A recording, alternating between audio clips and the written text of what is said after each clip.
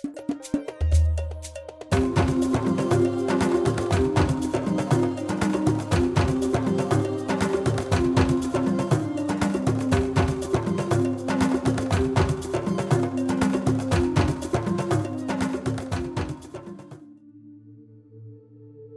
voudrais vous inviter à vous abonner à cette page et à recruter d'autres gens qui vont s'abonner. Pour quelle raison? Parce que c'est une chaîne qui est consacrée à la dézombification du peuple noir. Vous savez, en ma qualité de théologien, d'historien et d'expert en management public, je décide de mettre toute mon énergie et toute l'équipe qui travaille avec moi décide aussi de mettre toute son énergie à la dézombification du peuple noir. L'émission s'appelle Lumière sur le monde. Eh bien, cette lumière, ce n'est pas moi. Cette lumière, c'est le travail que nous faisons ensemble. Lorsque tout à coup, on réalise qu'on nous a roulé dans la farine, on réalise qu'on nous a trompés pendant, n'est-ce pas, des siècles, et que tout à coup, nous prenons conscience de nos ressources, nous prenons conscience de notre identité, et ayant pris conscience de tout cela, nous prenons la décision de partager ce que nous sommes, ce que nous comprenons avec les autres. Donc, nous avons besoin d'avoir une masse critique d'hommes et de femmes noirs réveillés qui vont changer, n'est-ce pas, leur pays respectif pour la gloire de nos ancêtres. Nos ancêtres méritent cela. Ils se sont sacrifiés pour nous et c'est à nous aujourd'hui de prendre le relais. Comment on le fait? On le fait en se dézombifiant et en dézombifiant les autres. Je vous invite donc à liker ce qui se fait sur cette chaîne, à le sharer, à le partager avec les autres, à vous abonner et si vous l'avez fait déjà, à recruter d'autres qui vont s'abonner. On est ensemble, on garde le moral car tant que va le moral, tout va.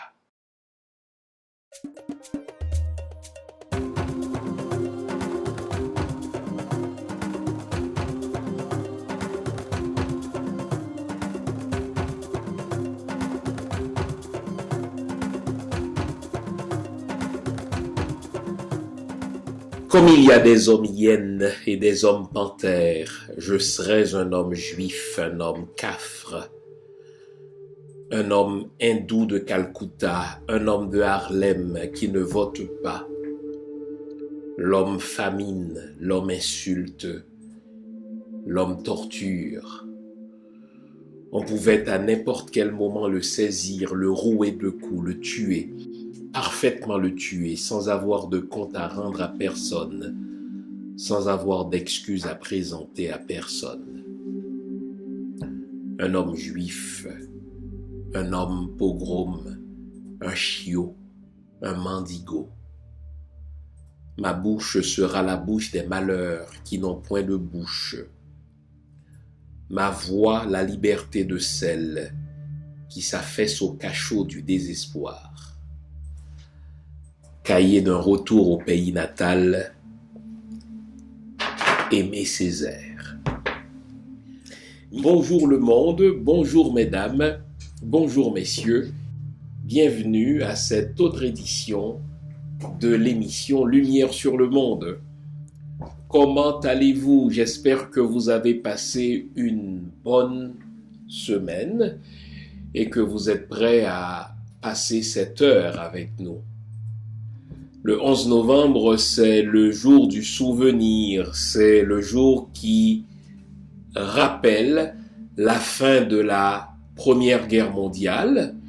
Et en ce jour, les nations qui ont participé à cette Première Grande Guerre ont observé une pause pour faire acte de mémoire, pour s'incliner devant le tombeau de ce qu'il convient d'appeler le soldat inconnu.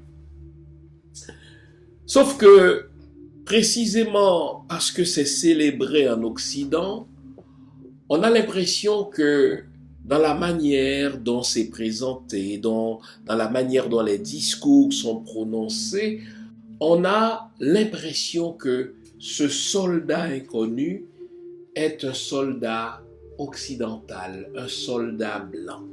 On ne le dit pas, mais il y a dans le subconscient de l'occidental, il y a dans le subconscient de ceux qui prennent la parole, il y a dans l'imaginaire populaire l'idée que ce sont des soldats occidentaux qui se sont sacrifiés pour libérer le monde de la tyrannie, pour libérer le monde des injustices.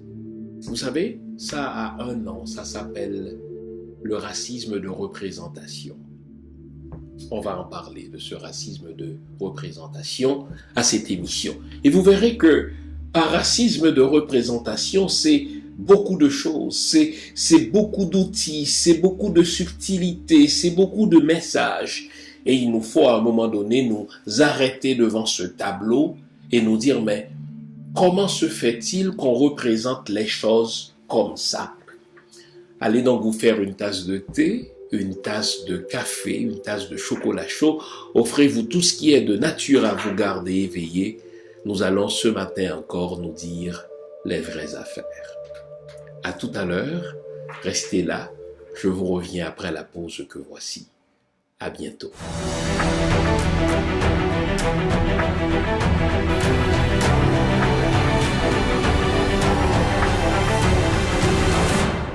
Il faut constamment soulever les va-nu-pieds contre les gens à chaussures et mettre les gens à chaussures en état de s'entre-déchirer les uns les autres. C'est la seule façon pour nous d'avoir une prédominance continue sur ce pays de nègres, Haïti, qui a conquis son indépendance par les armes. 1804-2024, ça fait 220 l'année depuis les ancêtres de nous prendre l'indépendance. Ce qui est un mauvais exemple pour les 28 millions de Noirs d'Amérique. Dessalines, c'est mon homme. C'est lui qui a fait de moi celui qui peut regarder le soleil en face. 220 ans, crise sous crise, Haïti en dégrabat. En pile, compatriotes perdu l'espoir, mais il y a moun toujours. Vous pensez la fin de sortir dans sa nuit là, Michel Soukar? Depuis Haïtiens décident de sortir, n'a pas sorti. Qui ça nous pas fait qui fait nous arriver dans l'état ça? Écoutez bien le mot conscience, c'est ce qui nous manque aujourd'hui, les amis. Qui ça nous doit faire pour nous changer destin pays pour l'histoire pas juger? Pour peuple en état de légitime défense, parce que pas personne mon avec, c'est normal pour le défendre tête. Et c'est là où je vais vous dire qu'il nous faut rééditer le 18 novembre 1803. Et moi, peuple a décidé. Parler de Haïti, un mouvement pour faire diaspora, parler dans une seule voix, a invité une chita, un grand monde responsable pour discuter honnêtement sur la situation pays et chercher une solution réelle. In order to deal with this, we're going to have to do three things. We're going to have to be resilient individuals, resilient citizens, and resilient leaders. Rendez-vous cassé, week-end 4 octobre là, dans Tampa, Florida, pour 2 jours rassemblement. Après workshop, conférence débat, performance artistique, manger, danser, dans tête ensemble pour une belle Haïti. Conférencier, Dr. Flore Lindor La Tortue, professeur Michel Soukar, Dr. Jean Fils-Aimé et lieutenant général Russell Honoré. Modérateur Wendell Théodore. Activité à clôturer avec Bello dans un gala qui a servi repas à 3 plats. Week-end 4 octobre là.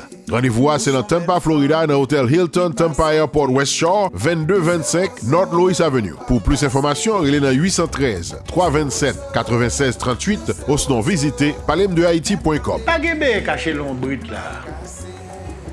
C'est ou bon là ou bon pas là. Point.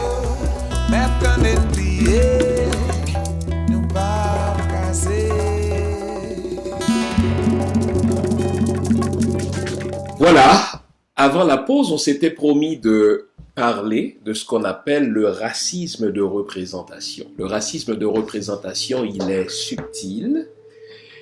Et voilà pourquoi nous avons besoin de prendre le temps de comprendre ce qu'il est, ce racisme de représentation, comment il fonctionne et comment le combattre, comment le vaincre, ce racisme de représentation.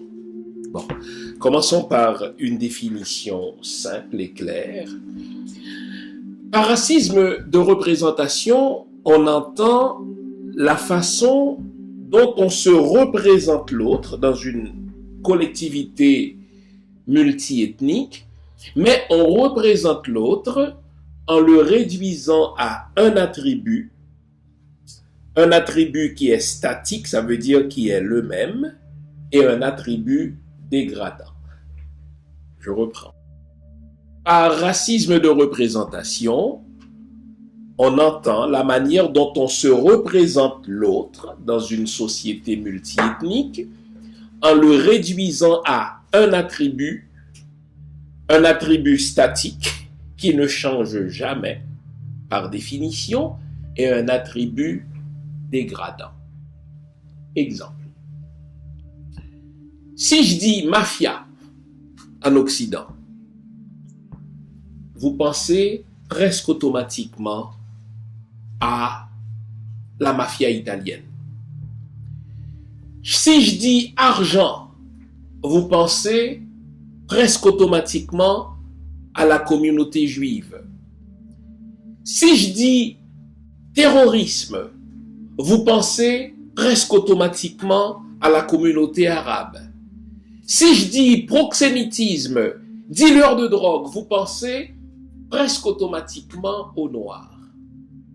Mais ça, c'est pas tombé du ciel. C'est parce que on nous a appris à nous représenter soit le juif, à nous représenter soit l'italien, à nous représenter soit l'arabe. On nous a appris à nous représenter le noir de cette manière-là, en réduisant l'autre à un attribut statique et un attribut dégradant. À la question, mais qui est responsable de ce racisme de représentation? Qui nourrit ce stéréotype-là? Qui est-ce qui nourrit ce type de profilage-là, en sorte que l'autre est réduit, n'est-ce pas, à sa plus simple expression, soit à la couleur de sa peau, l'autre est réduit soit à sa langue, l'autre est réduit, n'est-ce pas, à quelque chose de tout à fait banal, et ce trait devient la manière la plus commode de se le représenter, de se représenter l'autre.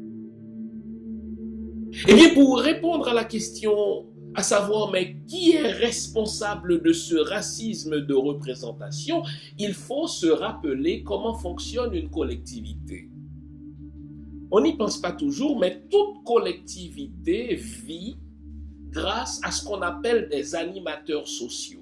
Toute collectivité, toute société, toute civilisation existe parce qu'il y a au sein de cette collectivité, parce qu'il y a au sein de cette communauté, parce qu'il y a au sein de cette société des gens qu'on appelle justement des animateurs sociaux qui, eux, sont responsables, n'est-ce pas, des messages, de la communication au sein de cette communauté.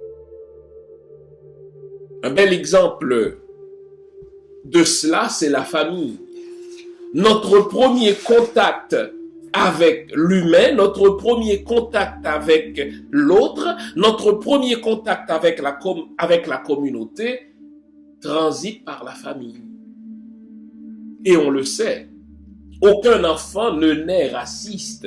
Aucun enfant ne vient au monde avec des préjugés défavorables vis-à-vis de l'autre, en sorte que ses premiers préjugés, sa première représentation de l'autre, n'est-ce pas, lui sont enseignés, lui sont inculqués, lui sont inoculés au sein de la famille.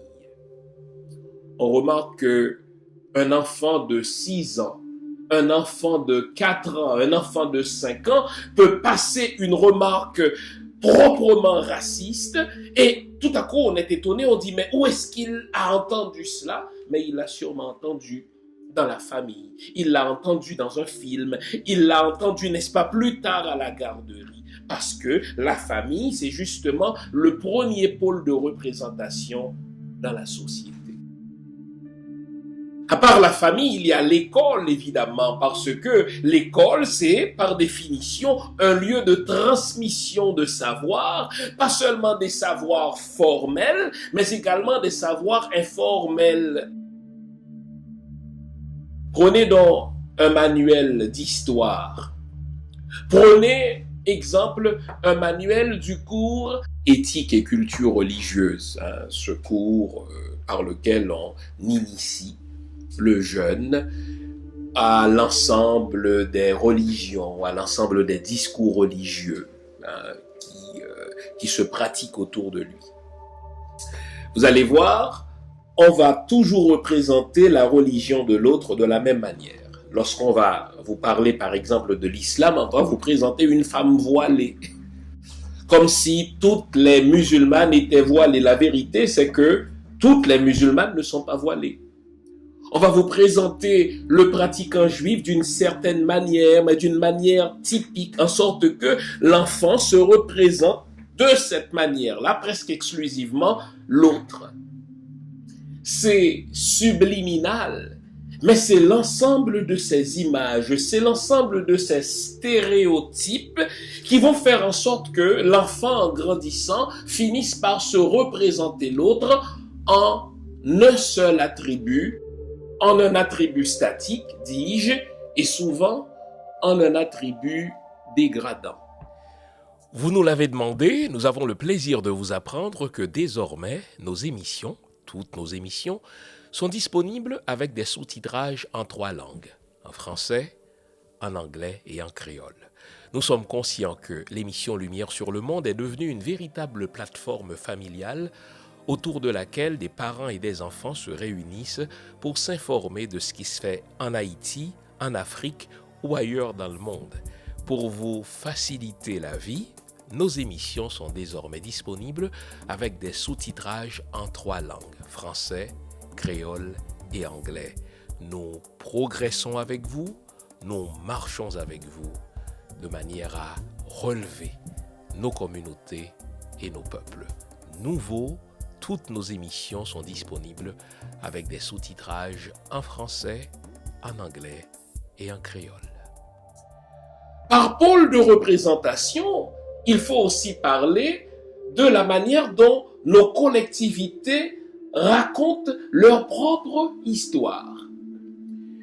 J'ai parlé dans l'introduction à cette émission du 11 novembre qui est le jour du souvenir, le jour de la fin de la Première Grande Guerre. Mais si vous prêtez attention, n'est-ce pas, aux documentaires, si vous prêtez attention aux discours convergents, vous allez voir que subliminalement, on est en train de nous rappeler que c'était une guerre, n'est-ce pas, entre des Occidentaux, mais une guerre au cours desquelles des soldats occidentaux se sont sacrifiés pour délivrer d'autres Occidentaux. C'est une façon, donc, d'occulter la participation de l'autre. C'est une façon d'occulter, n'est-ce pas, l'autre pan de l'histoire. Eh bien, les romans nationaux, les mythes fondateurs participent aussi de ce qu'on appelle des pôles de représentation, car c'est ainsi que les collectivités se représentent leur histoire en occultant la participation de l'autre. Un autre outil de racisme de représentation, ce sont les arts. L'artiste, il est libre de se représenter le monde comme il l'entend. Il est libre, n'est-ce pas, de se recréer le monde. Sauf que, souvent, dans sa façon de représenter l'autre, il frappe à ce point l'imaginaire que la collectivité va se référer à cette représentation visuelle, à cette représentation écrite, n'est-ce pas, pour se définir définitivement l'autre. Dans le racisme de représentation, l'humour n'est jamais neutre. Dans le racisme de représentation, la littérature n'est jamais neutre. Dans le racisme de représentation, n'est-ce pas, les médias ne sont jamais neutres, car ce sont justement des courroies de transmission de messages, ce sont justement des pôles de communication au sein d'une collectivité qui va faire en sorte que j'aurai soit une image positive de l'autre ou une image négative de l'autre. Et souvent, on va se poser la question, mais pourquoi, si on pose la question à tel individu, à tel citoyen, s'il est raciste, il va dire non, et pourtant le racisme continue, n'est-ce pas, à faire ses ravages? C'est parce que on ne prête pas suffisamment attention à ce qu'on appelle justement le racisme de représentation qui gît dans la manière dont les médias, dans l'école, dans les religions, dans la littérature, dans l'humour, dans le théâtre, nous représente l'autre.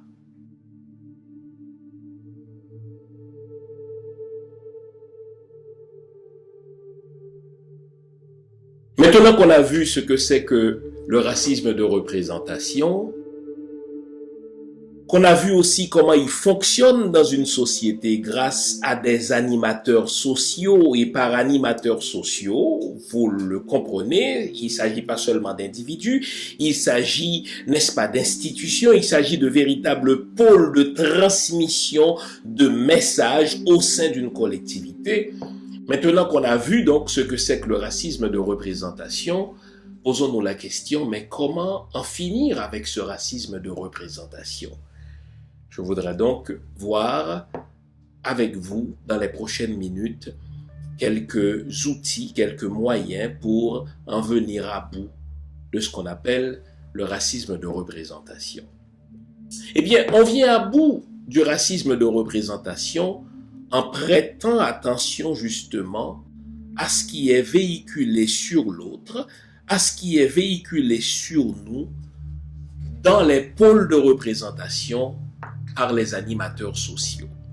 Et je vous l'ai dit, rien n'est banal dans la manière dont on représente l'autre. Cette semaine, il y a eu une controverse au sein du diffuseur public ici au Canada, Radio-Canada, lorsqu'on s'est posé la question sur ce qu'il faut faire d'un certain épisode, d'un certain feuilleton qui a connu énormément de succès dans les années 90 à Radio-Canada, sauf que dans ce feuilleton à grand succès, on a représenté le noir, on a représenté l'Africain de manière caricaturale, on a représenté le noir, on a représenté l'Africain de manière réductrice.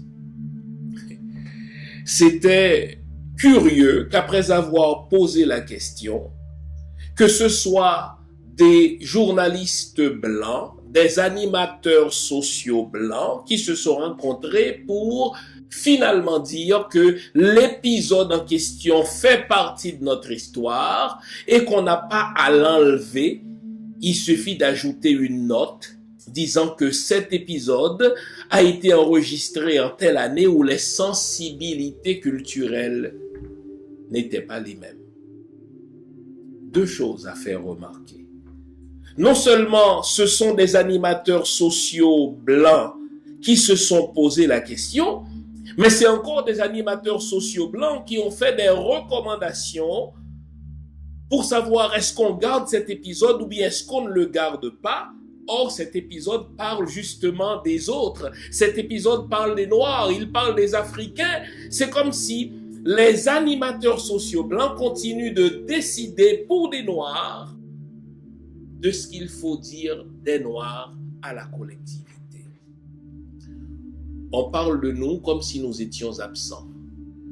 On décide pour nous du type de récit que l'on doit diffuser sur une chaîne de télévision payée pourtant par les impôts de tous, comme si ceux dont on parle ne pouvaient pas parler par eux-mêmes. Eh bien, ça, c'est du racisme de représentation. Ça me fait rire quand, par exemple, vous vous souvenez, dans la foulée de l'assassinat de George Floyd, quand on a commencé à se poser la question de la nécessité ou non de garder certaines statues d'hommes qui ont fait l'histoire en Occident, sauf que ce sont des hommes racistes ou des hommes esclavagistes, eh bien, tandis que les Noirs étaient dans la rue pour dire qu'il faut se défaire de ces hommes-là, qu'il faut les replacer là où ils doivent être, c'est-à-dire dans des musées, eh bien, il y a eu des animateurs sociaux blancs qui ont pris la défense de ces anciens esclavagistes, de ces racistes-là, au nom du fait qu'ils font partie de notre histoire et qu'on ne peut pas changer l'histoire. Ce combat est inacceptable lorsqu'il est récupéré par les séparatistes. Je vous le dis très clairement ce soir, mes chers compatriotes. La République n'effacera aucune trace ni aucun nom de son histoire. Elle n'oubliera aucune de ses œuvres. Elle ne déboulonnera pas de statues. Nous devons plutôt lucidement regarder ensemble toute notre histoire, toutes nos mémoires, notre rapport à l'Afrique en particulier, pour bâtir un présent et un avenir possible. Nouveau, bonne nouvelle, toutes les émissions Lumière sur le Monde se trouvent désormais en mode podcast. Cela veut dire que vous pouvez continuer à vaquer à vos occupations tandis que vous nous écoutez, où que vous soyez, dans votre voiture, à l'épicerie, au travail, en faisant vos courses ou à la maison. Toutes les émissions Lumière sur le Monde en français et en créole sont en mode podcast. Vous les trouverez sur Apple Podcast, Spotify, Podcast Index, Google Podcast, Amazon Music, Stitcher et les autres. Nous sommes partout en mode podcast. Il n'en tient qu'à vous. Nouveau, bonne nouvelle, Lumière sur le Monde est en podcast.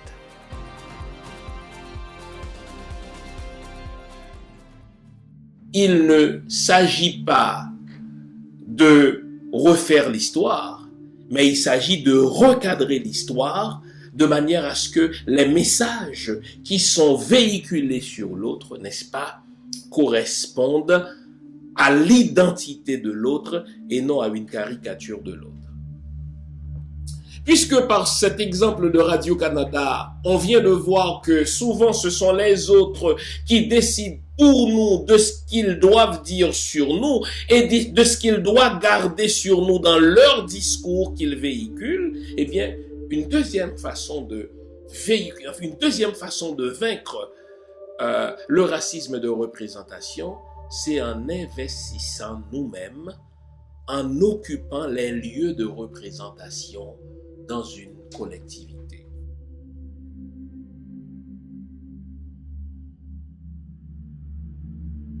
Il ne faut plus laisser aux autres le beau rôle de dire qui nous sommes.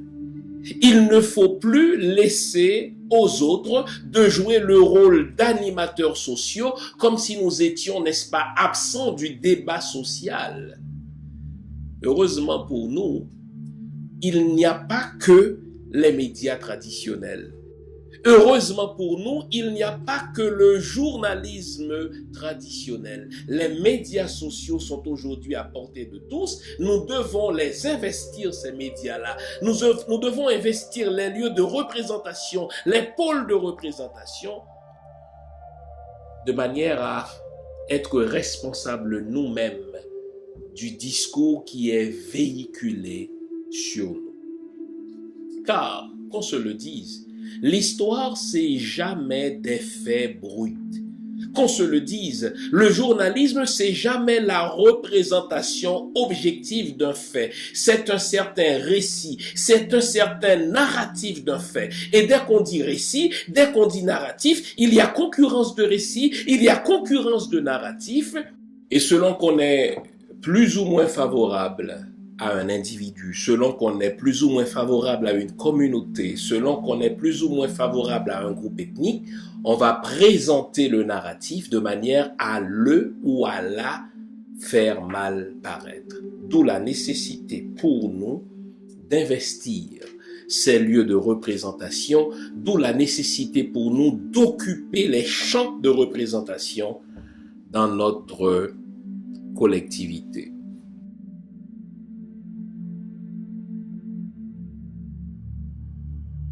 Le racisme, on aura de cesse de le dire, c'est d'abord une affaire de sous.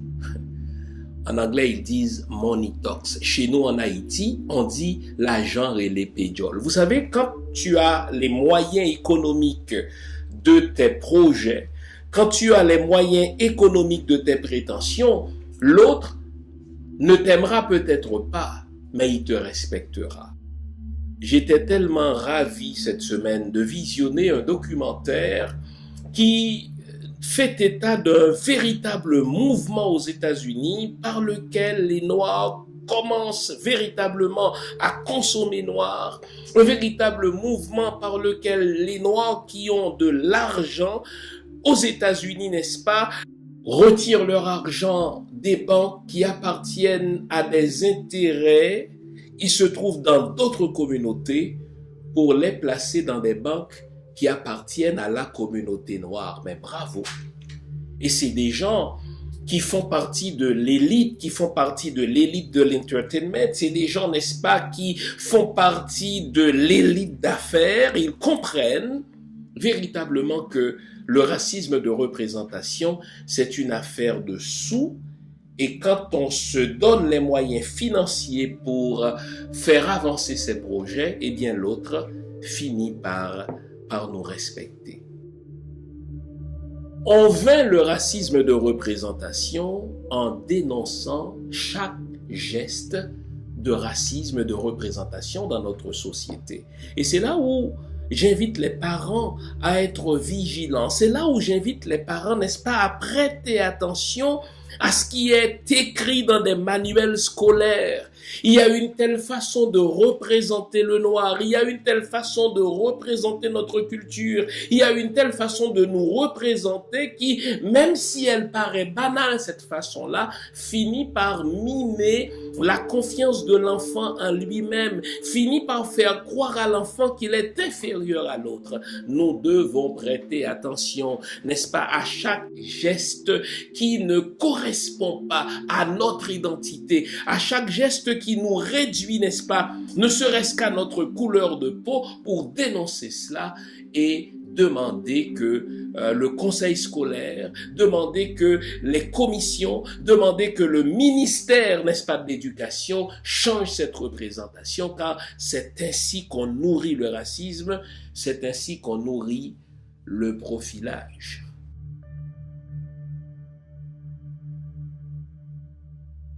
On vainc le racisme de représentation en faisant acte de mémoire des gestes héroïques de nos ancêtres. À la Première Grande Guerre mondiale, c'est pas moins de 134 000 soldats africains qui ont été enrôlés de force dans l'armée française, et beaucoup ont perdu la vie dans cette grande guerre. Donc pendant que les Occidentaux observent une pause pour faire acte de mémoire des sacrifices de leurs soldats inconnus, nous avons pour responsabilité de faire acte de mémoire des sacrifices que nos soldats à nous ont consentis pour faire du monde d'aujourd'hui un monde libre. L'autre ne le fera pas. Au contraire, l'autre cherchera toujours à occulter notre participation. L'autre cherchera toujours, n'est-ce pas, à ignorer notre participation. L'autre cherchera toujours à faire oublier notre participation. Pour quelle raison? Parce que cela correspond au stéréotype du noir qu'il s'est construit au fil des années.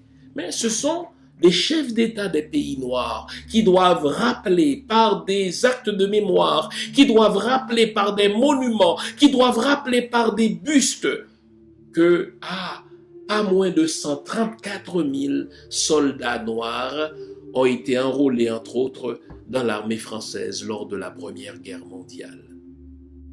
C'est la même chose pour la Seconde Guerre mondiale. Combien sont ces chefs d'État occidentaux à se rappeler que pas moins de 400 000 soldats africains ont été enrôlés dans l'armée française, la fameuse force noire, la fameuse armée noire, au sein de laquelle les tirailleurs sénégalais se sont distingués, se sont signalés. Mais lorsqu'on, au mois de mai, par exemple, on va se rappeler la fin de la Seconde Guerre mondiale, très peu d'Occidentaux savent, parce qu'on ne leur enseigne pas, que des soldats africains, que des soldats noirs se sont engagés eux aussi dans le combat pour vaincre la tyrannie. Et puisqu'il faut parler de la nécessité de faire acte de mémoire, combien d'entre nous savent que la jeune République haïtienne avait offert la citoyenneté in absentia à tout juif qui était persécuté en Europe? C'est bien de le souligner car tandis que le Canada a forcé un bateau rempli de Juifs à retourner, n'est-ce pas, en Europe, la jeune République haïtienne a offert un passeport à tout Juif qui était persécuté en Europe. Mais ces gestes-là, ces actes-là, nous devons en faire mémoire. Car si l'on veut changer le racisme de représentation, si l'on veut vaincre le racisme de représentation, c'est à nous de faire acte de mémoire de ce qui marche chez nous.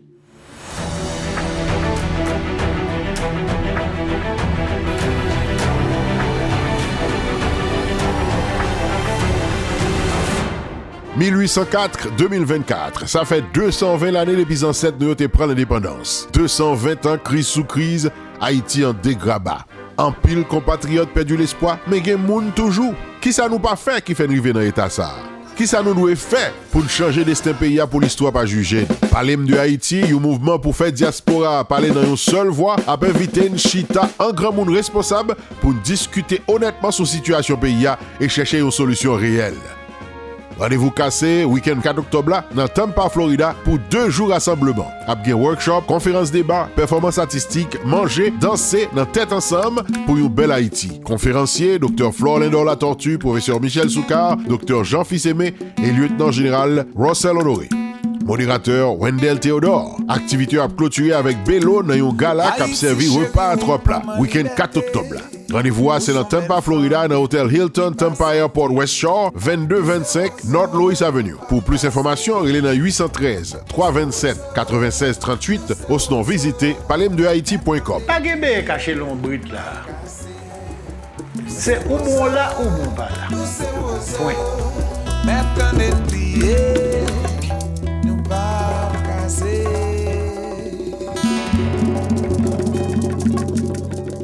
Vous savez, c'est une faiblesse ça dans nos pratiques culturelles.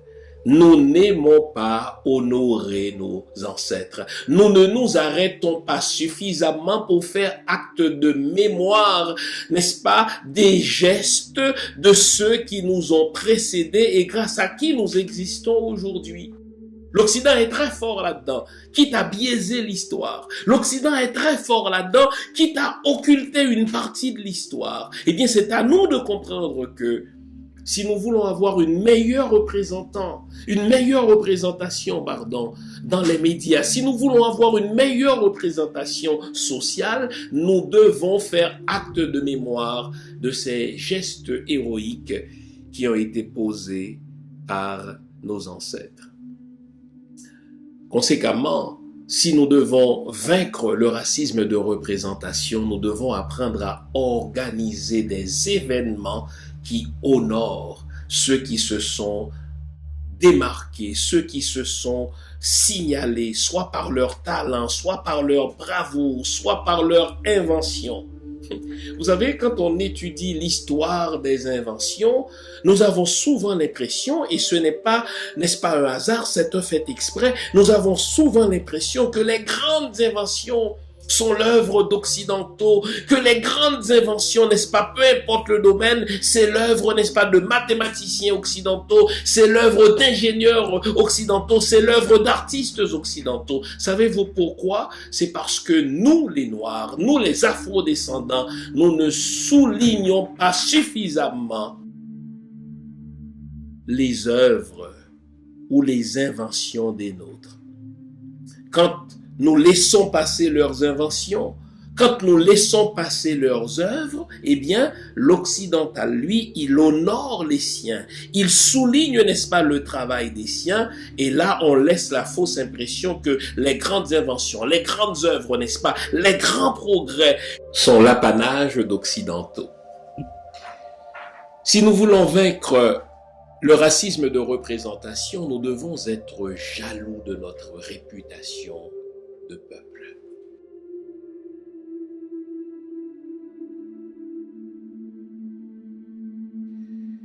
Quand je dis nous devons être jaloux de notre réputation de peuple, nous devons garder l'œil et l'oreille ouverts pour qu'on ne laisse pas passer ces messages subliminaux que les humoristes passent, n'est-ce pas, sur leur scène au nom de la liberté d'expression.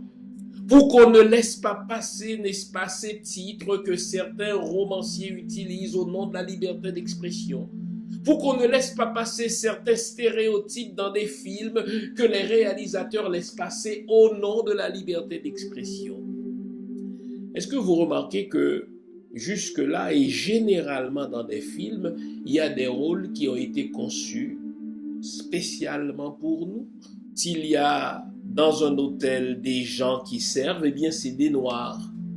S'il y a dans un feuilleton, n'est-ce pas, des proxénètes, eh bien généralement ça va être des noirs. Eh bien nous ne devons pas laisser passer ces choses-là. Nous devons être jaloux de notre réputation, car ce sont des messages subliminaux qu'on envoie à la société, à savoir un noir c'est ça, une femme noire c'est ça.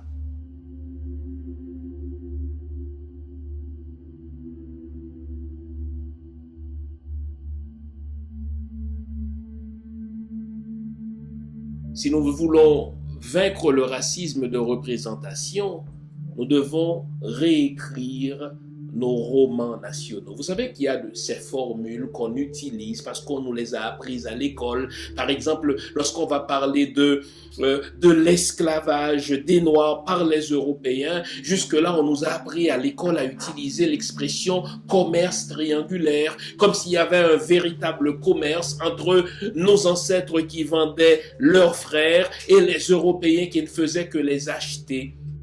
Nous devons réécrire nos romans nationaux, réécrire nos mythes fondateurs, de telle sorte qu'ils correspondent à nos idéaux, qu'ils correspondent à l'image que nous nous faisons de nous-mêmes. Salut la famille, Mbote, Otep. Ça fait maintenant 7 mois, oui 7 mois que cette belle aventure a débuté sur YouTube pour le Dr JFA. Auparavant, l'émission n'était disponible que sur les ondes de la radio haïtienne de CPAM et ce pendant 17 ans. Aujourd'hui, nous sommes à travers le monde. Nous sommes 20 000 abonnés. Merci du fond du cœur de soutenir cette chaîne vaudou panafricaine. On est ensemble.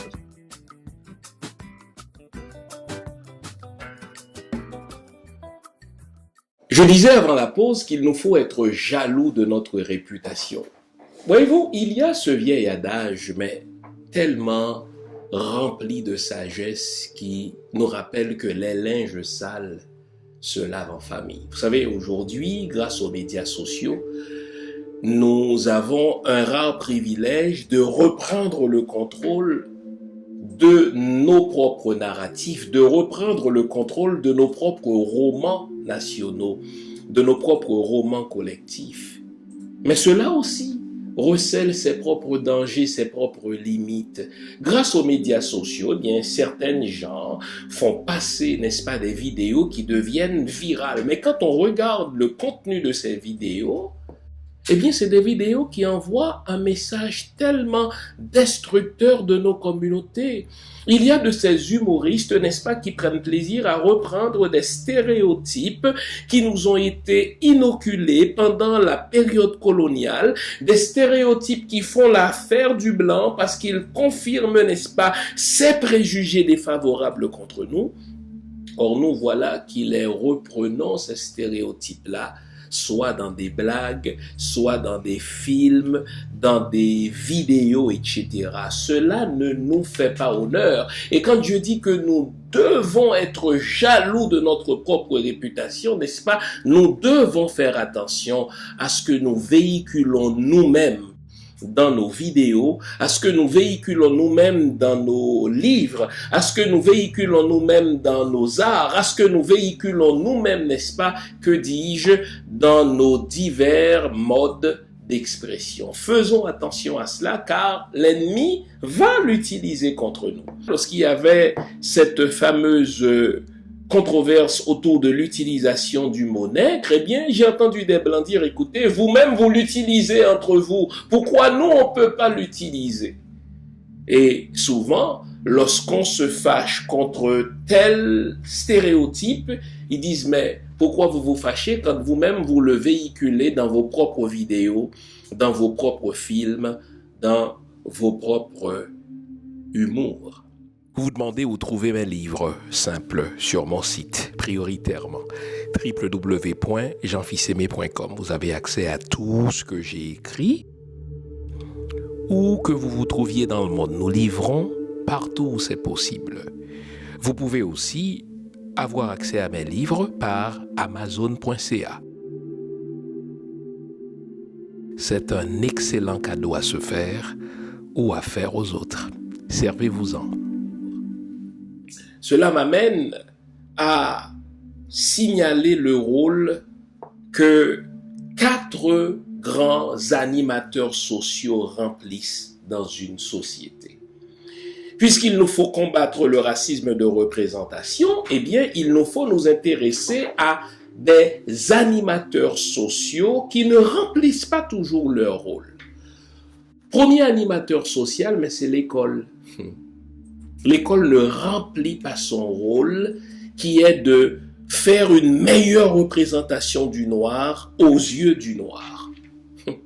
Si vous prenez un manuel d'histoire d'Haïti, par exemple, en tout cas le manuel d'histoire dont je me suis servi à l'école primaire, eh bien, quand on parlait de l'arrivée de Christophe Colomb, il y avait une phrase tellement angélique pour parler du génocide dont il allait être responsable, pour parler du kidnapping dont il allait être responsable. C'était que un 5 décembre 1492, Christophe Colomb a découvert Haïti.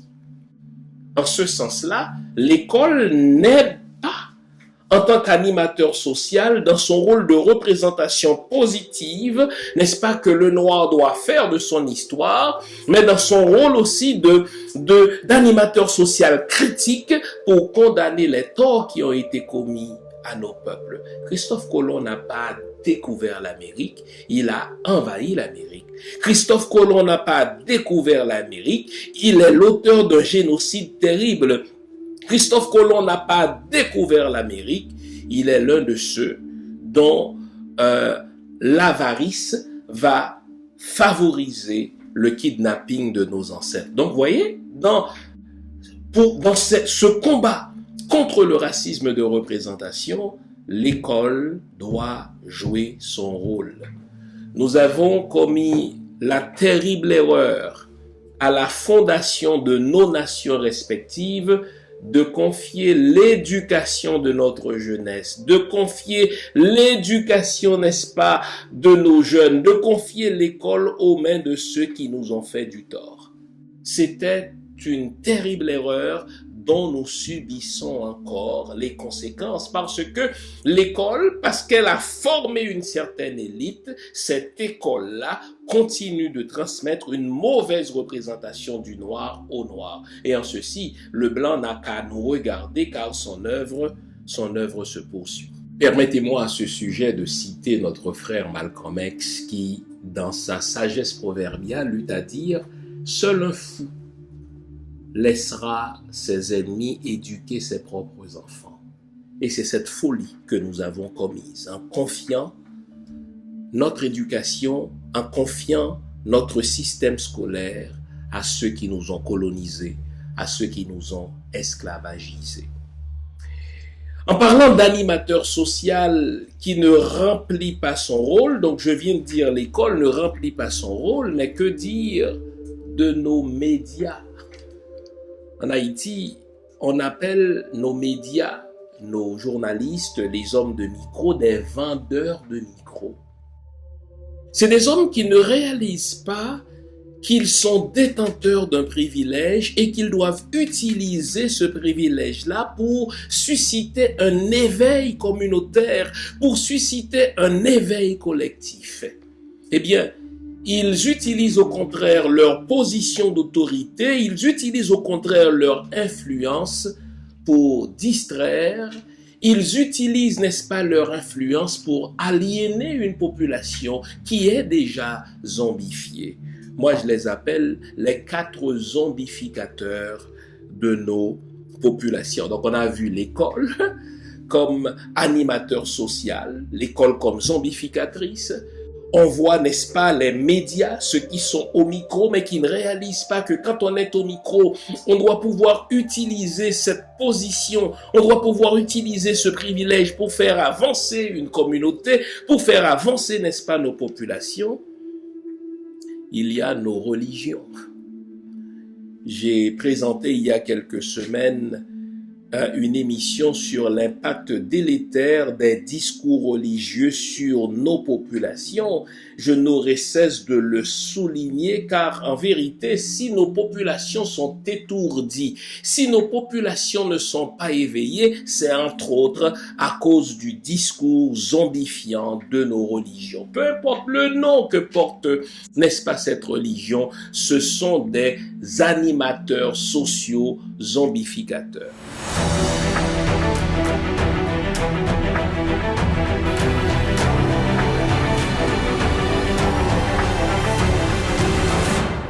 Il faut constamment soulever les va-nu-pieds contre les gens à chaussures et mettre les gens à chaussures en état de s'entre-déchirer les uns les autres. C'est la seule façon pour nous d'avoir une prédominance continue sur ce pays de nègres, Haïti, qui a conquis son indépendance par les armes. 1804-2024, ça fait 220 l'année depuis les ancêtres nous ont pris l'indépendance. Ce qui est un mauvais exemple pour les 28 millions de Noirs d'Amérique. Dessalines, c'est mon homme. C'est lui qui a fait de moi celui qui peut regarder le soleil en face. 220 ans, crise sous crise, Haïti en dégrabat. En pile, compatriotes perdu l'espoir, mais il y a moun toujours. Vous pensez que nous pas sorti dans ça là, Michel Soukar? Depuis Haïtiens décident de sortir, nous sortir. Qui ça nous pas fait qui fait nous arriver dans l'état ça? Écoutez bien le mot conscience, c'est ce qui nous manque aujourd'hui, les amis. Qui ça nous doit faire pour nous changer destin pays pour l'histoire pas juger? On peut prendre un état de légitime défense parce que pas personne mon avec, c'est normal pour le défendre tête li. Et c'est là où je vais vous dire qu'il nous faut rééditer le 18 novembre 1803. Et moi, peuple a décidé. Parler de Haïti, un mouvement pour faire diaspora, parler dans une seule voix, a invité une chita, un grand monde responsable pour discuter honnêtement sur la situation pays et chercher une solution réelle. In order to deal with this, we're going to have to do three things. We're going to have to be resilient individuals, resilient citizens, and resilient leaders. Rendez-vous cassé, week-end 4 octobre là, dans Tampa, Florida, pour 2 jours rassemblement. Après workshop, conférence débat, performance artistique, manger, danser, dans tête ensemble pour une belle Haïti. Conférencier, Dr. Flore Lindor La Tortue, professeur Michel Soukar, Dr. Jean Fils-Aimé et lieutenant général Russell Honoré. Modérateur Wendell Théodore. Activité à clôturer avec Bello dans un gala qui a servi repas à 3 plats. Week-end 4 octobre. Rendez-vous c'est dans Tampa, Florida, dans l'hôtel Hilton Tampa Airport West Shore, 2225 North Louis Avenue. Pour plus d'informations, il est dans 813 327 96 38 ou sinon visitez palemdehaïti.com. Pas de cacher l'on brut là. C'est ou bon là ou bon pas là. Point.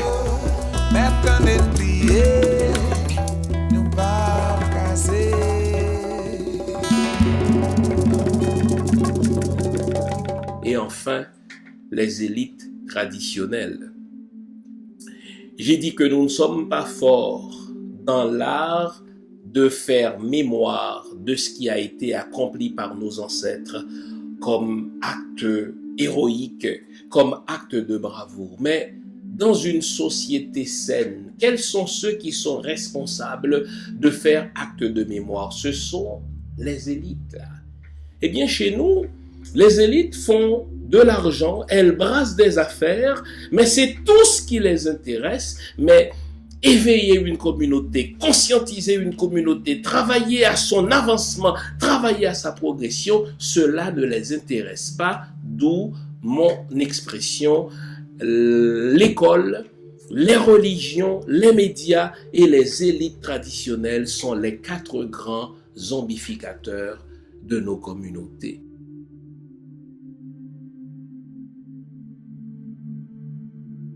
À cet égard, si nous sommes mal représentés aux yeux de l'autre, l'autre n'est pas toujours responsable de cela. Bien sûr que l'autre a ses propres animateurs sociaux, il a son propre agenda, il a ses propres stéréotypes qui font ses affaires, car les stéréotypes qu'il se donne correspondent, n'est-ce pas, à ses visées épistémiques. Il veut faire croire que le noir c'est ça, il veut faire croire que l'autre est réducteur à cet attribut-là. Mais nous qui subissons le racisme de représentation, nous avons aussi notre part de responsabilité. Nous avons notre part de responsabilité en ce que nous ne sommes pas suffisamment jaloux de notre réputation.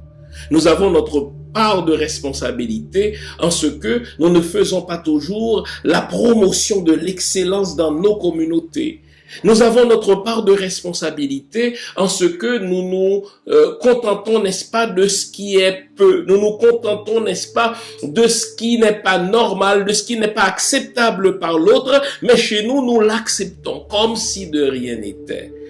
Aussi longtemps que nous allons nous contenter de peu, aussi longtemps que nous allons nous contenter du minimum, eh bien notre représentation aux yeux de l'autre sera toujours négative. Eh bien, une communauté est forte lorsqu'elle prend en main, lorsqu'elle prend en charge son propre narratif. Une communauté est forte lorsqu'elle prend en main ses propres mythes fondateurs. Une communauté est forte, n'est-ce pas, lorsqu'elle s'éduque elle-même de telle sorte que les générations à venir puissent bénéficier d'une meilleure image.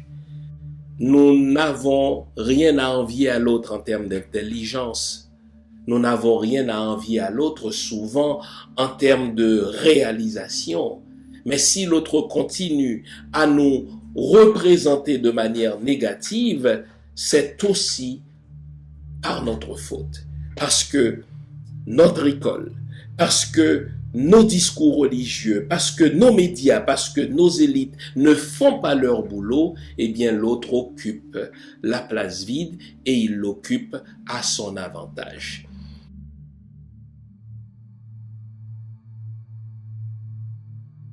Quand Dieu dit que nous sommes aussi responsables de la mauvaise représentation que nous subissons aux yeux de l'autre, c'est aussi pour la manière dont nos pays sont gouvernés. Quand il y a une crise politique en Haïti, eh bien cette crise-là a un impact sur la communauté haïtienne en diaspora. Quand il y a une guerre civile quelque part en Afrique, quand il y a un coup d'État dans un pays africain, quand il y a un problème de corruption, que sais-je encore, n'est-ce pas, dans nos pays respectifs, eh bien ces problèmes-là contribuent à, n'est-ce pas, à nous faire mal paraître aussi aux yeux de l'autre. Donc, c'est un travail de solidarité que nous devons entreprendre, car nous subissons cette mauvaise représentation parce que nos pays aussi sont mal gouvernés. D'où la nécessité pour nos populations d'être réveillées. D'où la nécessité pour notre population, n'est-ce pas, de se prendre en main et de se donner les gouvernements qui vont travailler véritablement pour elles, qui vont travailler véritablement pour leur progrès. Aussi longtemps que nous laissons faire un dirigeant sans lui demander des comptes, aussi longtemps que nous continuons à être passifs, à être spectateurs de notre propre destin, sans exiger ce qu'il y a de grand, sans exiger ce qu'il y a de bon, nous allons continuer à subir ce que j'appelle le racisme de représentation. Donc, c'est un travail qui se fait à deux. Oui, l'autre a des efforts à faire, parce qu'il doit s'efforcer de ne pas me réduire à la couleur de ma peau, de ne pas me réduire à un seul attribut, mais moi aussi de mon côté, j'ai des efforts à faire de manière à envoyer une image d'excellence, une image de bonne réputation, une image de grandeur, une image de progrès. C'est dans ce sens-là que j'ai dit que le travail de représentation sociale, c'est une danse qui se fait à deux. Alors, merci de votre fidélité semaine après semaine. On continue à faire ce qu'on fait très bien. On like l'émission, on la partage dans nos réseaux respectifs et on s'abonne ou alors on invite les autres à s'abonner. Allez, au revoir. Bonne semaine.